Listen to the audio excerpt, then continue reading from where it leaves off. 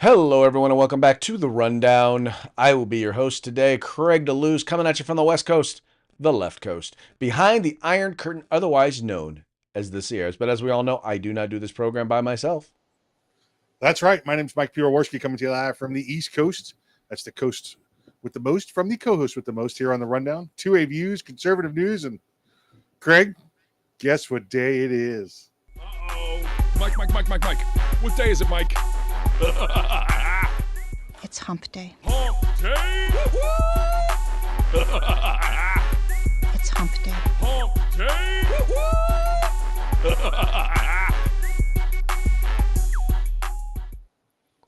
That's right, folks. Today is Hump Day. This is the day in which we attempt to begin the weekend, sometimes with success, sometimes not. But as with most things, the fun is all in the trying. That's it. Have you you had any earthquakes out there, Craig? You good since yesterday?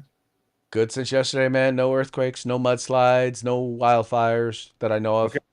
Because your studio looks like this. I just want to make sure you're It's the camera. It's every time it's like sitting here like right above my thing. Right. No, too far. Way too far. Yeah, there. Perfect. Right now. A little bit more. Now you're making me lean. Dude, there you go. Perfect. Don't touch it. There you go. Perfect. Don't touch it. Perfect. Don't touch it. Okay. Perfect. There you go. Woo. Okay. So now we get to do the show like this the whole time. Yeah. Oh, that's what happens when you party like a rock star. Sometimes things get moved around. Party like a low-level rock enthusiast. There you go. Low-level rock enthusiast. There you go. One light beer. That's all you get. Half a light beer. Yeah. And it's usually warm. You start getting into warm beer, you start pumping up your rock level. Your rock level goes up the warmer the beer is. Yeah. Okay. Good stuff. How's your day going thus far? I'm on the right side of the dirt. Can't complain, That's what I always say. Every day I wake up, it's a good day on earth. The day I don't, it'll be a good day in heaven. Either way, it's going to be a good day. That's it. Yeah. All Unless you're will be good. Forever, Yeah. That would not be so much of a good thing. Have you been successful in beginning the weekend today? Yeah. As a matter of fact, I have. Excellent. Yeah, it's been fun around here. We've a friend that's kind of visiting, hanging out with us for about a week. So we have been chillaxing, having a good time, and working. Obviously I have to work. He doesn't have to work, but having a good time. There you go. And of what are we partaking? Some mellow corn. Mellow corn. Very nice. I myself am enjoying a nice Irish coffee. Yeah, this is from the Haven Hill Distilleries there. Ooh, very, very nice. Very nice. I have to try some next time I am out that way. It's the same place that your favorite comes from. You can see it. Oh yeah. Oh yes. The fighting cock. The fighting cock. Very good stuff. All right, Mike, do me a favor, man. We got to get into this. Let's get into the day's program. Do us a favor. Kick us off with a quick shout out to our sponsors. Hitman Industries, hitmanindustries.net. Now you get yourself some AR barrels direct from the manufacturer, any caliber you want, any length you want for your current AR platform or for your next platform you're building right now. That's hitmanindustries.net. California Republican Assembly fighting the good fight behind enemy lines. Now you could take part in California's future today. If you want the best in tactical concealed holsters on the market, get on over to hogholsters.com. That's HAWG holsters.com, hogholsters.com. Use the discount code The Rundown. That's all one word, no spaces, all caps. Get yourself a nice little discount. And if you want the best in field gear, tactical gear, web gear, police, military, law enforcement, fire, EMS, whatever it is, if it's gear, get your group together, get your agency together, and place an order over at uscombatgear.com where you can get everything except the gun. That's right. They are phenomenal folks over there. Want to encourage you folks, just all you have to do is follow the links in the description to this program, and you go right to our sponsors' websites. You go there, you check them out, spend some money with them, and let them know that it was the guys over at the Rundown that sent you. Also, There want you to go. encourage you, if you're watching us live, we are taking your comments. If you're watching us, once again, if it's 3 p.m. Pacific, 6 p.m. Eastern, you are watching us live, go ahead and comment. And if we find your comment to be interesting, we'll go ahead and we'll share it with our audience. Doesn't have to agree with us, just has to be interesting. Although, once again, we do reserve the right. If we disagree, well, we do reserve the right to mock you. In your face. In your face. Yeah, and we will get, by the way, we will get the last word. Oh, yeah. In case you're wondering, that's how hosting the show goes. That's it. That's it. You want the last word? Get your own damn show. Get your own show. It's not hard. It ain't rocket science, right? Right? Yeah, We're Craig will not co-host with anybody. Just get on. Come on, you can do it. Funny stuff, funny stuff. All right, let's get into the program today. We're going to start with, a ruling that has come from the Supreme Court of the United States. Now, I always kind of caution people because this is a good ruling.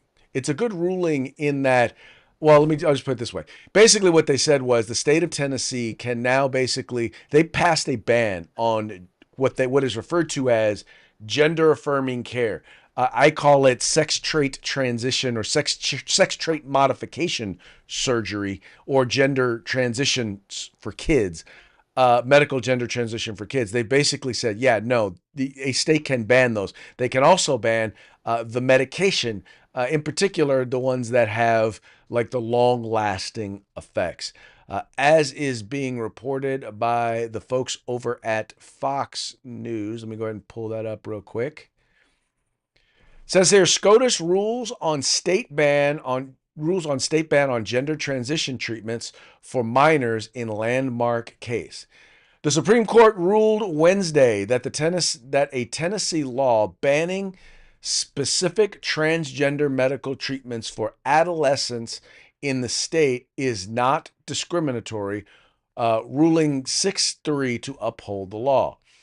At issue in the case, United States versus Scrimeti, was whether Tennessee's Senate Bill 1, which, quote, prohibits all medical treatments intended to allow a minor to identify with or live as a purported identity inconsistent with the minor's sex, or treatment purported to discomfort or distress from a discordance between a minor's sex and asserted identity, violates the Equal Protection Clause of the 14th Amendment. The law prohibits states from allowing medical providers to deliver puberty blockers or hormones to facilitate a minor's transition to another sex. It also targets healthcare providers in the state who continue to provide such procedures to gender dysmorphic minors, opening these providers up to fines, lawsuits, and other liability. Writing for the majority, Chief Justice John Roberts ruled that the law question is not subject to heightened scrutiny because it does not classify on any basis that warrants a heightened review. Now, you may wonder, why is it that they wanted to ban this stuff, that they wanted to ban these things? Well, this is a report that was done a little while back on the outcome, and basically kind of telling you some of the bad reasonings or the bad outcomes with some of these medical procedures. Correspondent Alexandria Hoff has our report tonight.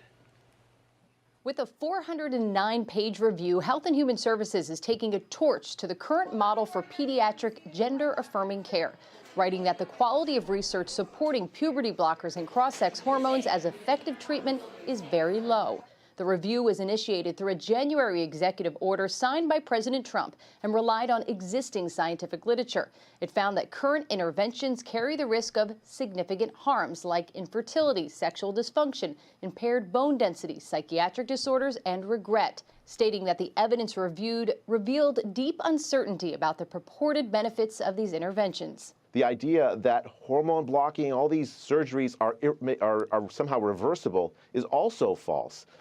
So ethically, why would you do something where the evidence isn't good that you have any benefit? The report closely mirrors the findings of an independent review commissioned by the UK National Health Service last year. In its wake, the UK paused the use of routine puberty blockers for pediatric gender dysphoria. The U.S. version did not identify its authors, noting their names are not initially being made public in order to help maintain the integrity of this process. The omission is fueling critics who have likened the review's emphasis on psychotherapy to conversion therapy.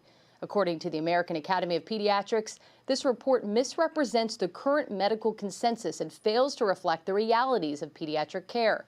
The review states it should not be used as a policy recommendation, and one might expect the conclusion to be that more high-quality research needs to be done. But the authors note that such research on children poses ethical problems. Brett? And that's pretty much what you had. Is this whole thing has been experimentation, because no one in the past knew or understood the long-term effects of these in particular the medications, or they did know the long-term effects of the surgeries, just not how it was going to affect kids. But what you're finding in other countries, and I think it's not just Great Britain that has done this, but 7 other European countries have ended this sort of practice. Because number one, they're finding that it's not working. In other words, suicidal ideation does not go down. But number two, it's actually causing long-term harm. It's affecting it's affecting bone density. It's giving them osteoporosis. It is affecting them in multiple ways. It's causing infertility. Some of the surgeries, once again, they're finding that they're causing long-term harm. And now, this doesn't say that the Supreme Court is not saying that that these are banned for all kids. What the court ruling said was, if a state or a municipality wanted to ban it, they could, meaning it's not a constitutionally protected procedure. Yeah, it said this is a states' rights issue. Pretty much, yes. It said that it's a states' right issue, that states get to decide exactly, they get to make these sorts of decisions. Once again, because it is not constitutionally protected. I don't understand why that. I mean, it's like everything that the left wants, everything they want to do, they deem it to be a right. And I don't understand why they think that is okay, why they think that they can just rule everything to be a right just because they want to be able to do it. I don't get it. Well, I guess I do get it, because once you call it a right, you can't really question it. To kind of I always encourage people to do with the Second Amendment. It's like, it's not, whether I need a gun. Like when someone says, well, why do you need that firearm? Why do you need a magazine? Why do you need more than 10 rounds? Right? Why do you need a suppressor? It's not really a question of whether or not I need. It's a question of the fact that I have a right to own or possess it. I have a right to be able to defend myself. It's really kind of simple. In this particular case, if you want to say, well, I don't have to come up with a good reason why I want to be able to, castrate children. It's a right. They have a right to be castrated if they want to be castrated. They have a right to these things. I don't understand where exactly that right comes from. But, especially when there are certain things that we do not allow minors to do because we know that they have there are long-term effects, right? In other words, there are lifelong consequences toward making the wrong decision. I went to a group,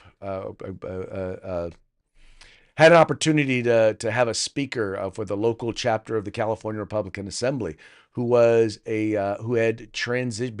begun transitioning from a young girl to a young boy at the age of 12. By the time they were 15, they realized that they had made a mistake, and they had gone all the way through and done the surgery and done the top surgery and all the medications and everything, and decided, you know what, it didn't change anything. It didn't work. It did not.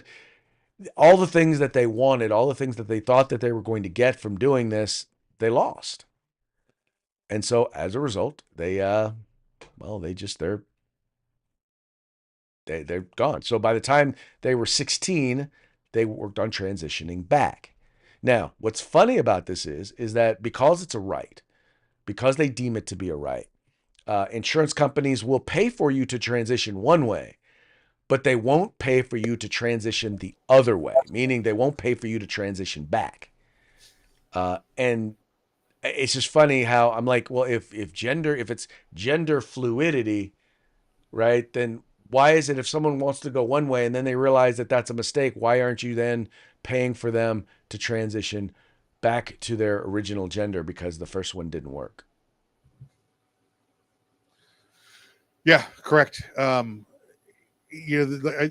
good on Supreme Court for allowing this to, well, like we said, it's allowing the states to make the decision on this. But if a state decides, such as Tennessee has, that they want to ban it, they can. Again, this is juveniles, right? You get to be an adult and you decide you want to do this as an adult, whether that's at 18 or at 50, whatever it may be. That's on you. But I still, Craig, I think like you, once you get to the point where now it's starting to be health, contrary to good health for you, you're starting to get that osteoporosis, you're starting to get these other items. Does insurance cover that? You chose elective surgery to go in this. Now for all those other things, if you make a bad elective surgery choice, does the recovery, covered by insurance also?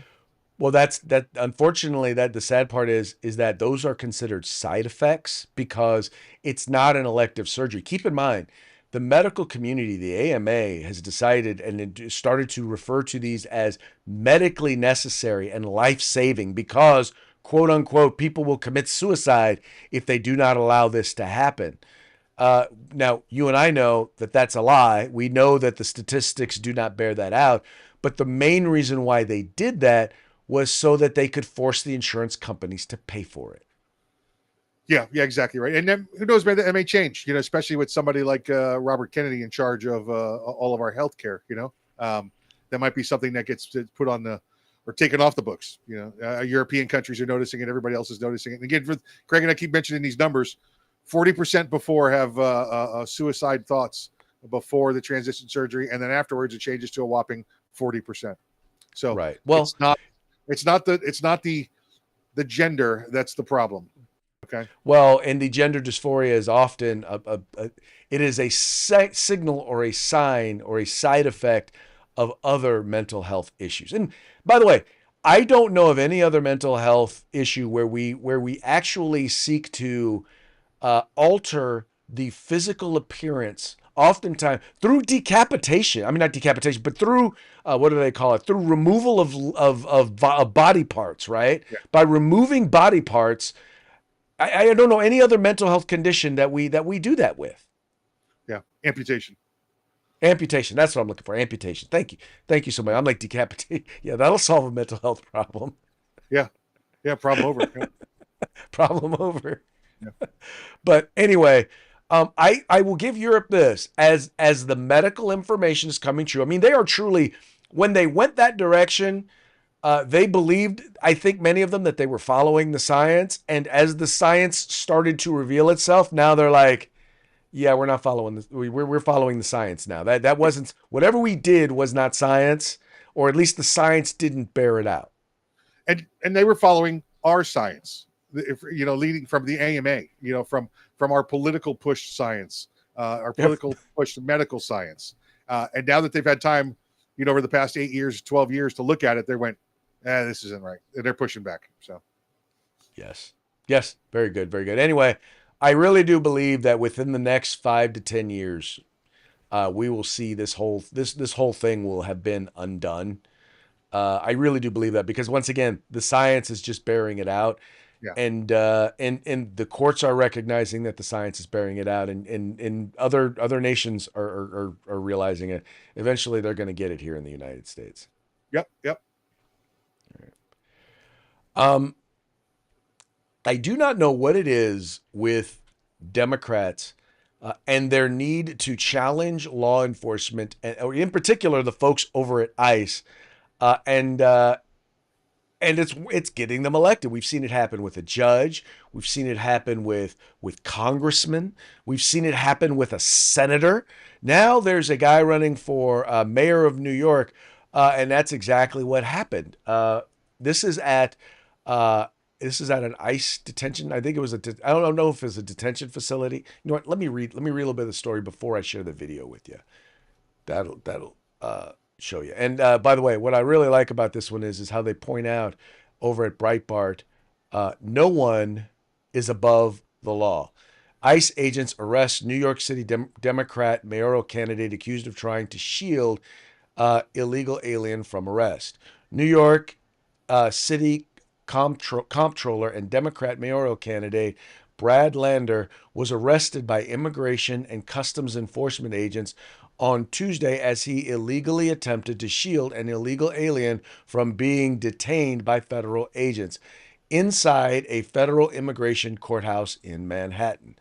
The incident occurred Tuesday morning as Lander showed up to the courthouse to observe immigration hearings involving illegal aliens facing deportation. Here is what the confrontation looked like.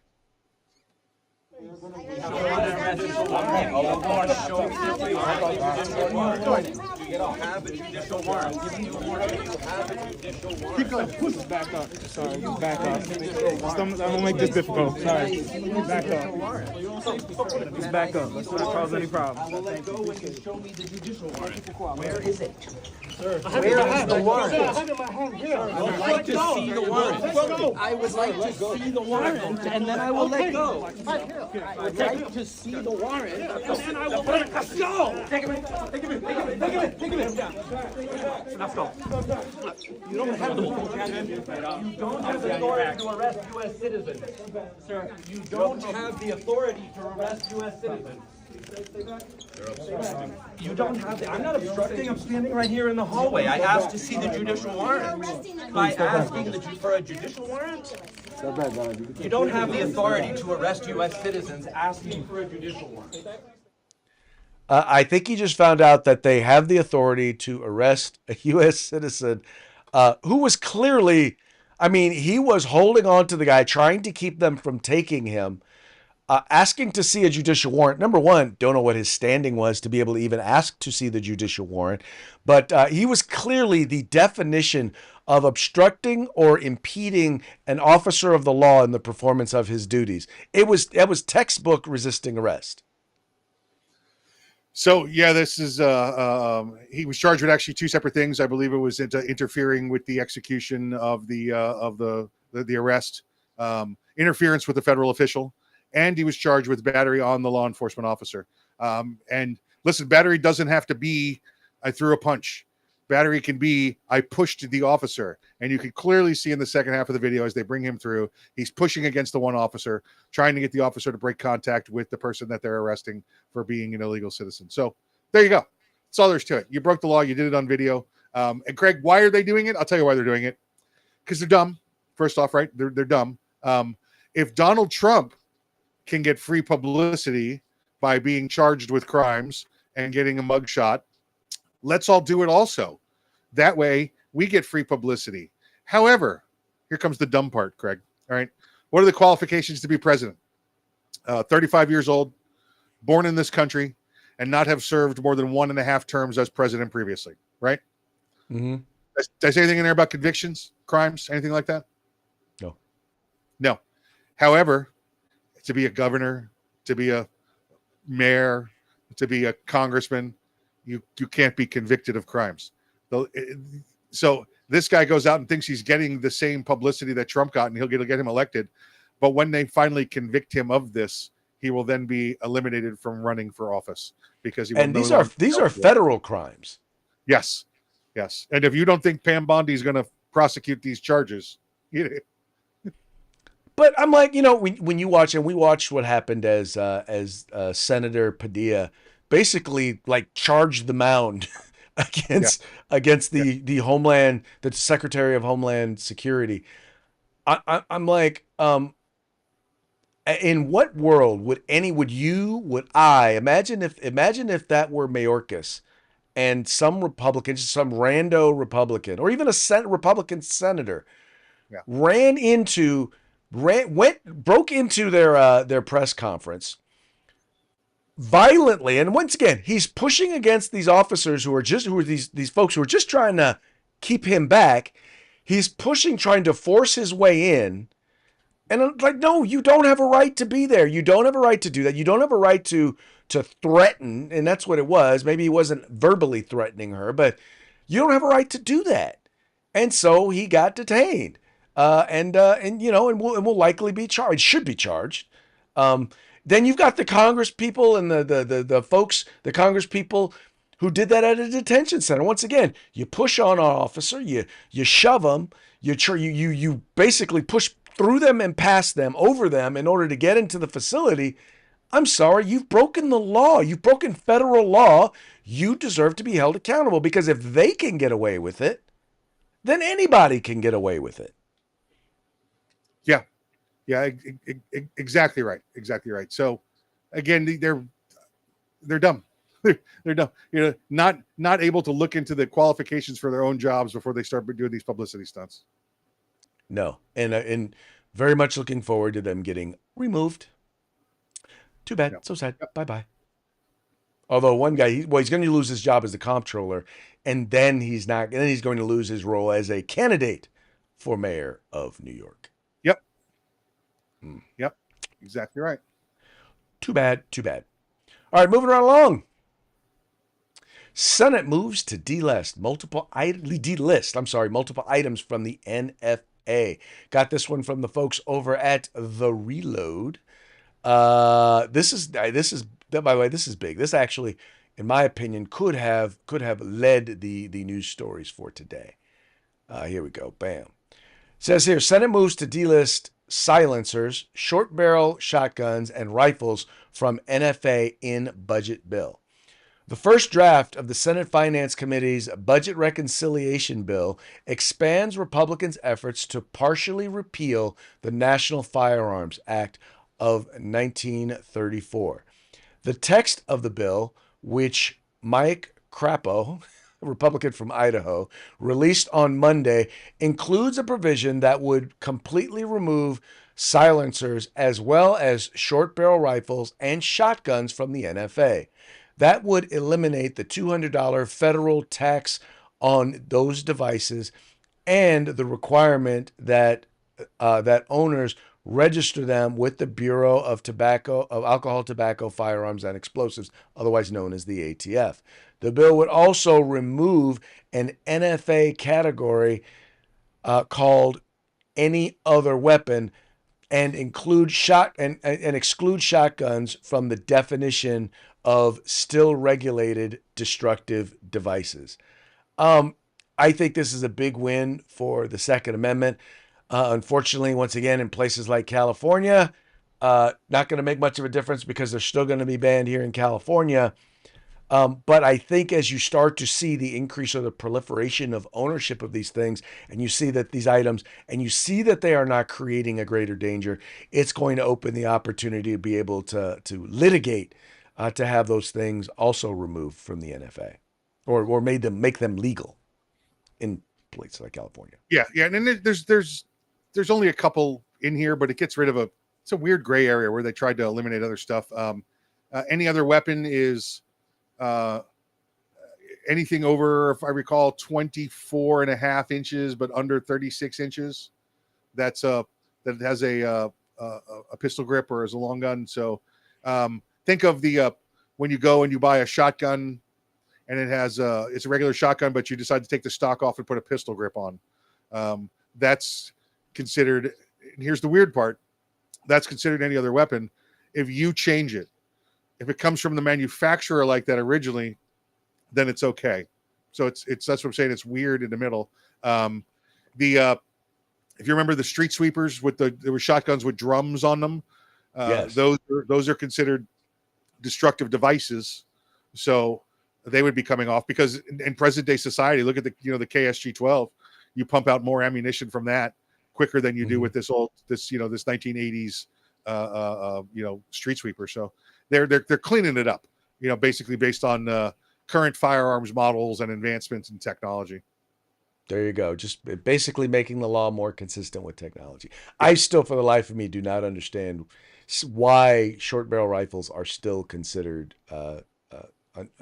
governed by the NFA. I don't understand why they're illegal.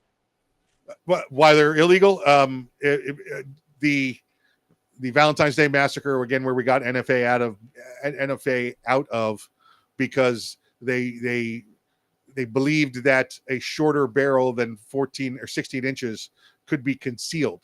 So if you could conceal the rifle, it would make it dangerous.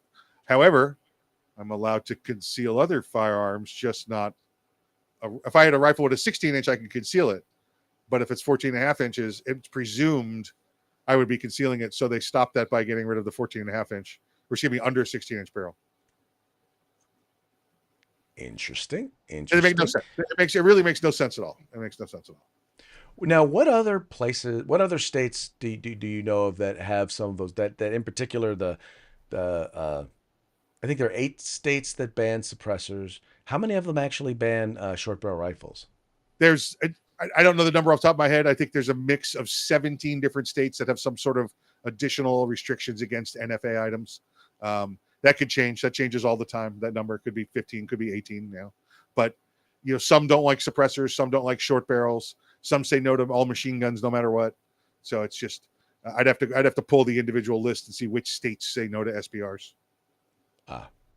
Interesting to say the least. And some of them say no to only AR SBRs. Other SBRs are okay. Wow. Okay. Well, it just goes to show you that the people that are passing these laws really don't understand the technology.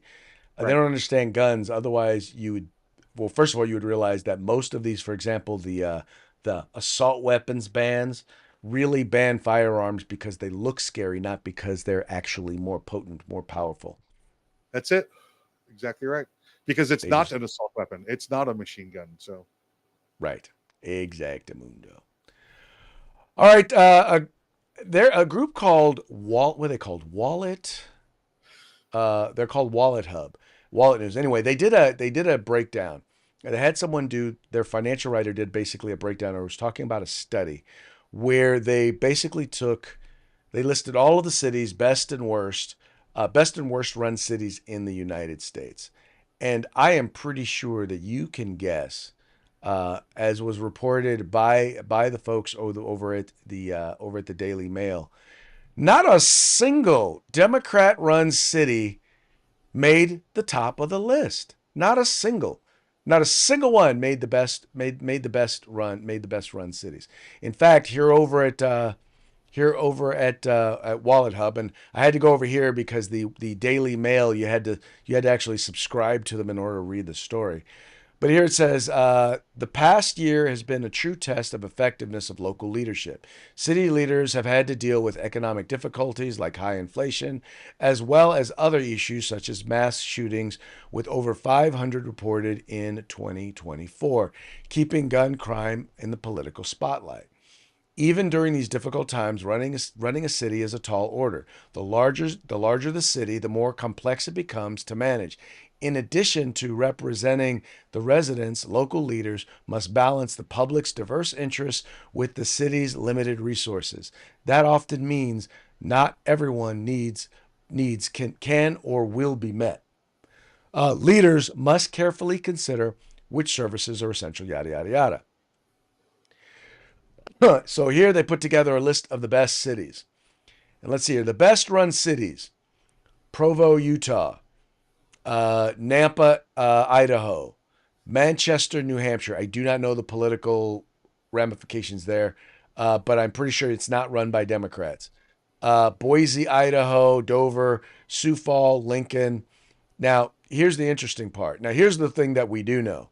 When you get down to the list get to the bottom of the list. Let's see here.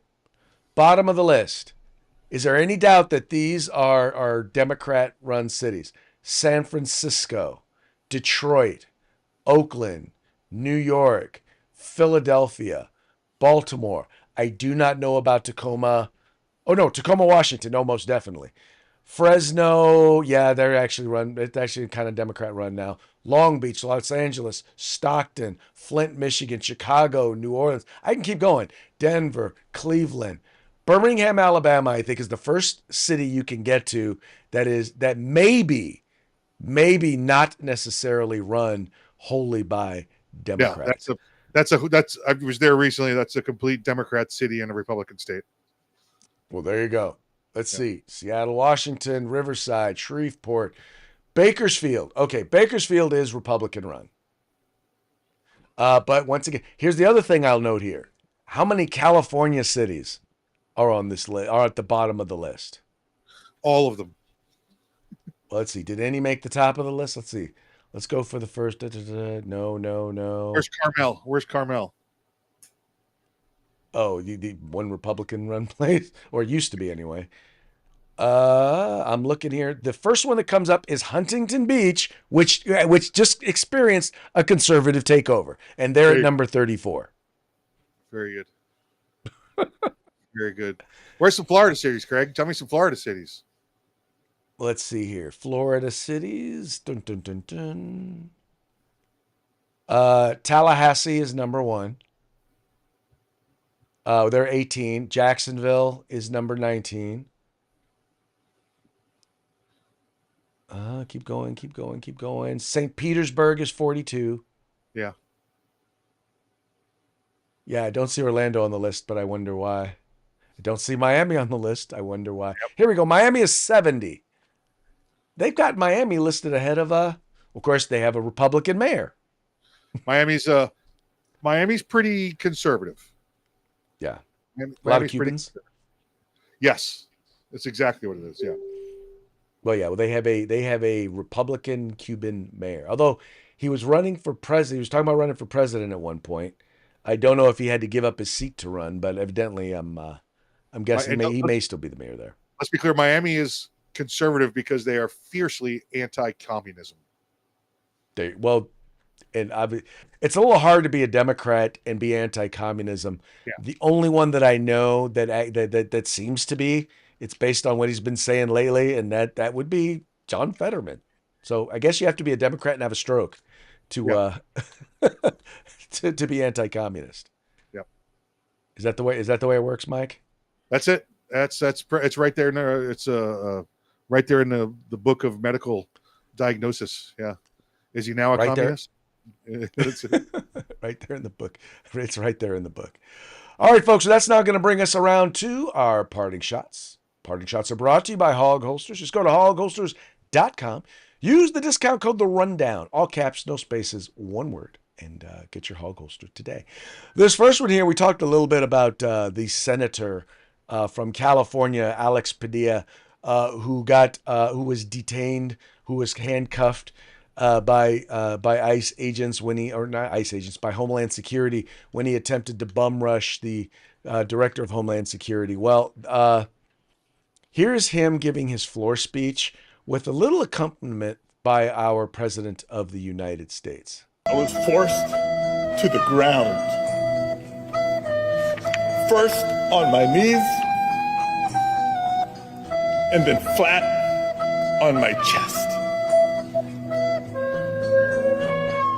And as I was handcuffed and marched down a hallway, repeatedly asking, why am I being detained? Okay. Is it just me, or was he trying to force out some tears? Oh yeah, he's trying to get him out. Yeah, and excellent execution of the music there by President Trump. Yes, that was some quality accompaniment right there. Yeah. Now, Mike, you sent me this next video, and I am not sure if this is AI generated, but I love it. So we're gonna play. Which one is it? This one looks real. You'll see it in just a moment. Here we go. Don't play the last 5 seconds of it.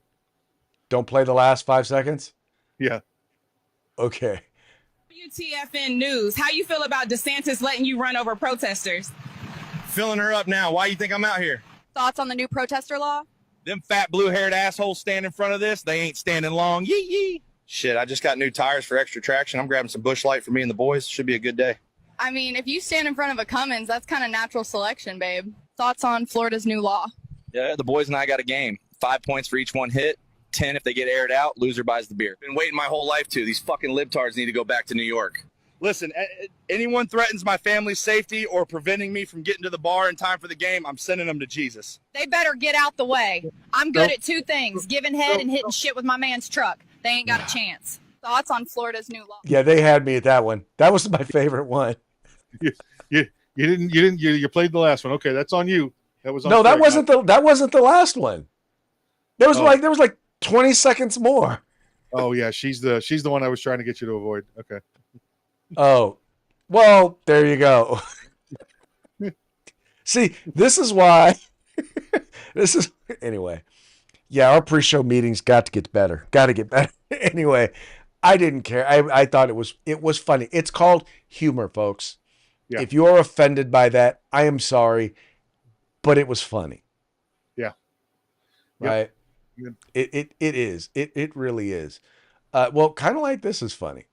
Saw a sign today that upset me. It said abortion is healthcare, and it was on a shop that sold clothes for children. This hurt me both as a Catholic and a businessman. Like, what are you doing? That's the demo. This would be like if Lululemon started murdering dumb women. It's just crazy.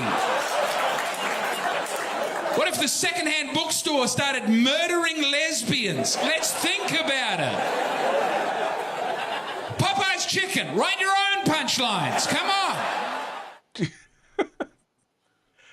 Isn't that Harry Potter? It was Harry Potter, wasn't it? He definitely is a Harry Potter fan. Definitely looks like a Harry Potter fan. All right, I got one more for you, and this is, everyone asks, like, is there anything that Donald Trump could possibly do that would make you turn against him, that would make you not support him?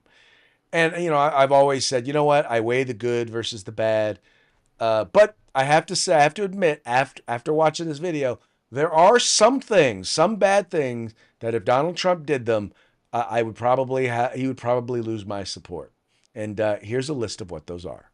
MAGA, is there anything that Donald Trump could do to lose your support? Shower with his daughter. Sniff little girls. Cover up for his junkie son. Tell me I ain't black. Host a topless trans party on the White House lawn.